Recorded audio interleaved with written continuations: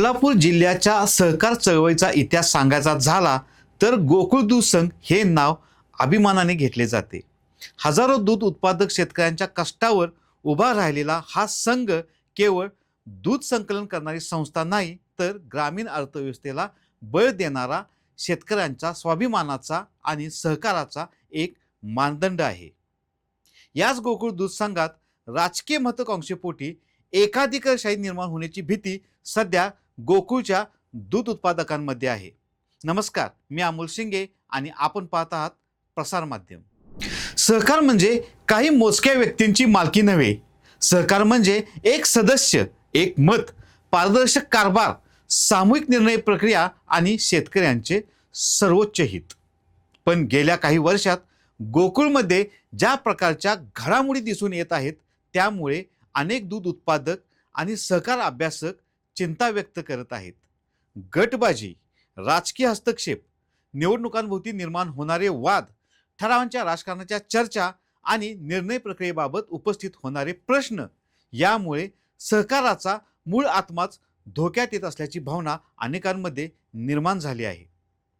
लोकशाहीची ताकद ही मतभिन्नतेत असते, पण जेव्हा संस्था काही व्यक्ती, गट किंवा एखाद्या राजकीय शक्तीच्या प्रभावाखाली जाण्याची भीती निर्माण होते, तेव्हा निर्णय सामूहिक हिताऐवजी गटाच्या किंवा व्यक्तीच्या हितासाठी घेत जात असल्याची शंका निर्माण होते। अशी परिस्थिती कोणत्याही सहकार संस्थेसाठी धोकादायकच असते। गोकुळ सारख्या संस्थेचे मालक कोण आहेत? उत्तर अगदी स्पष्ट आहे, दूध घालणारा शेतकरी।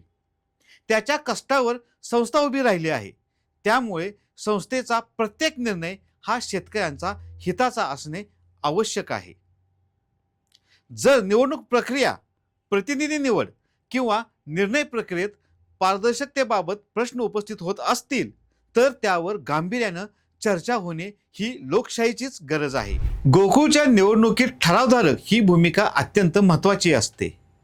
हे प्रतिनिधी केवळ मतदान करणारे नसून हजारो शेतकऱ्यांच्या विश्वासाचे प्रतिनिधित्व करणारे असतात।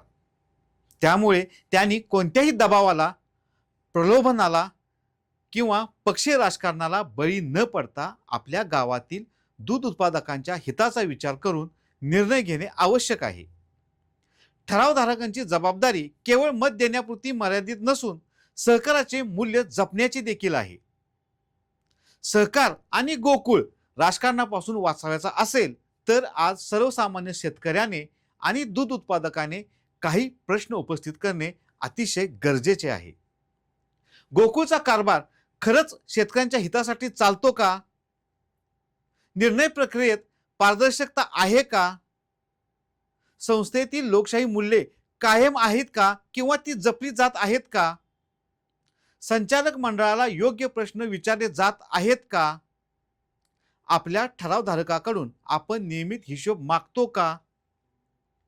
ठरावधारक आपल्याच विचारांच्या प्रतिनिधीला मतदान करतो की प्रलोभनाला बळी पडून विरोधातल्या माणसाला मत देतो? हे प्रश्न उपस्थित केले म्हणून आपण कोणाच्या विरोधात जातो असं नाही। उलट या प्रश्नातून आपला आणि आपल्या कुटुंबाचा आर्थिक गाडा चालवणाऱ्या गोकुळ दूध संघाला आणि पर्यायाने सहकाराला आपण जिवंत ठेवत असतो। याची जाणीव मात्र दूध उत्पादकांना होत नाही आणि ही बाब गोकुळसाठी निश्चितच चिंताजनक अशी आहे। हे प्रश्न जर उपस्थित नाही झाले तर सहकाराच्या मूळ उद्देशाला बगल देऊन सहकारात राजकीय एकाधिकारशाही निर्माण झाल्या वाचून राहणार नाही। आज गरज आहे ती कोणत्याही व्यक्तीच्या अंधसमर्थनाची नाही, तर सहकाराच्या मूल्यांच्या समर्थनाची।